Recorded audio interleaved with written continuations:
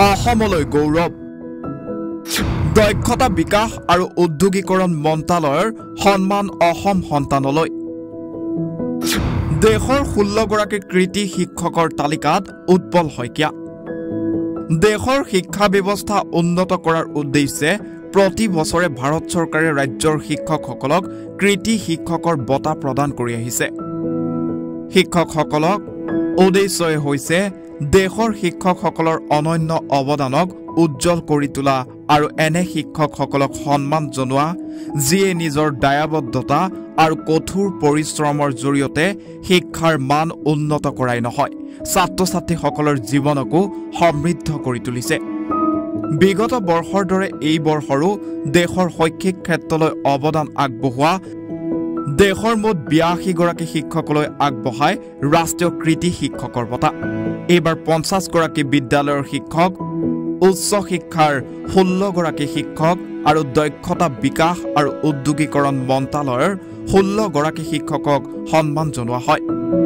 কেন্দ্ৰীয় চৰকাৰে প্ৰদান কৰা 16 গৰাকী দক্ষতা বিকাশ আৰু উদ্যোগীকৰণ মন্ত্ৰালয়ৰ শিক্ষকৰ ভিতৰত অসমৰ পৰা ৰাষ্ট্ৰীয় কৃতি শিক্ষক বঁটাৰে পুৰস্কৃত কৰা হয় উৎপল শইকীয়াক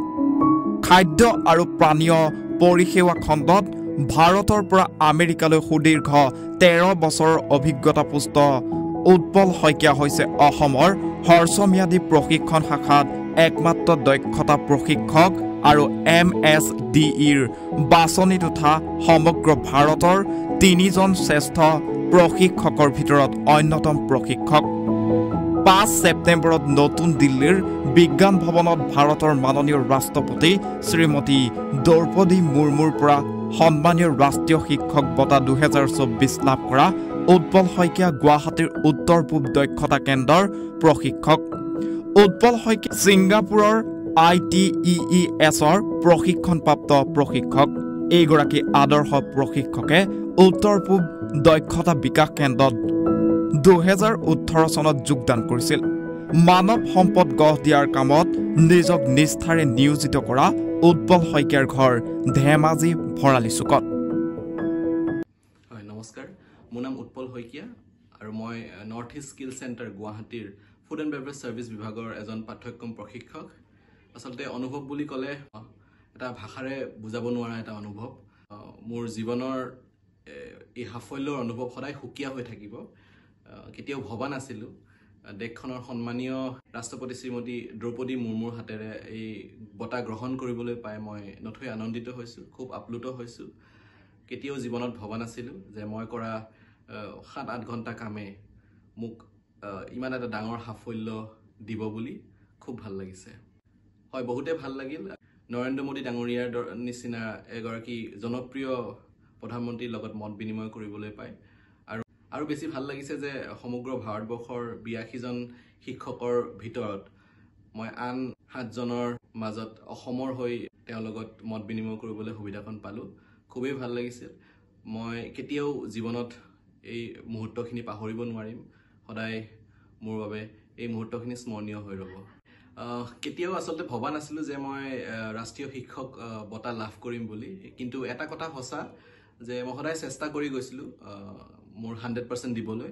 মোৰ কৰিবলগীয়া কামখিনি সদায় ন্যায়কৈ কৰি গৈছিলোঁ ছাত্ৰ-ছাত্ৰীসকলক মানৱ সম্পদ হিচাপে গঢ় দিবলৈ মই চেষ্টা কৰিছিলোঁ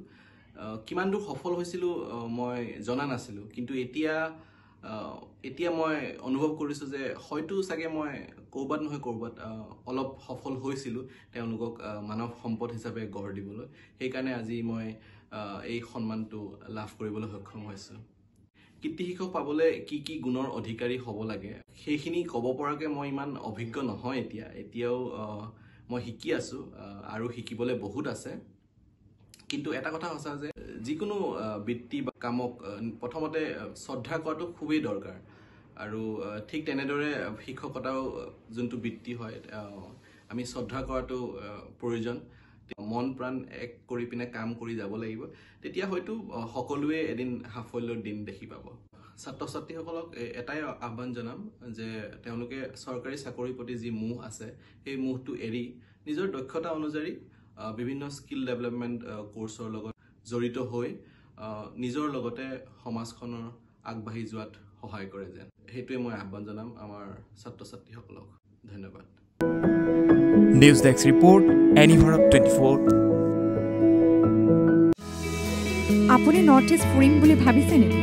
আপুনি নৰ্থ ইষ্ট ক'ত কেনেকৈ ফুৰিম বুলি যদি ভাবি আছে তেতিয়াহ'লে এতিয়াৰ পৰা আৰু চিন্তা নাই আপনি গাড়ী আছে আপনি গাড়ী এটা নিৰ্ভৰযোগ্য টেক্সি সেৱা প্ৰতিষ্ঠান য'ত দক্ষ টুৰ গাইডছ লৈ আপুনি ঘূৰিব পাৰিব আৰু লগতে আপুনি ডমেষ্টিক বা ইণ্টাৰনেশ্যনেল পেকেজেছ আৰু ফ্লাইট বাছ ৰেলৱে বা হোটেল বুকিঙৰো সুবিধা পাব সবিশেষ জানিবলৈ আৰু সেৱা গ্ৰহণ কৰিবলৈ www.apnigari.com এতিয়াই লগ ইন কৰক অথবা স্ক্ৰীনত দিয়া নম্বৰত যোগাযোগ কৰক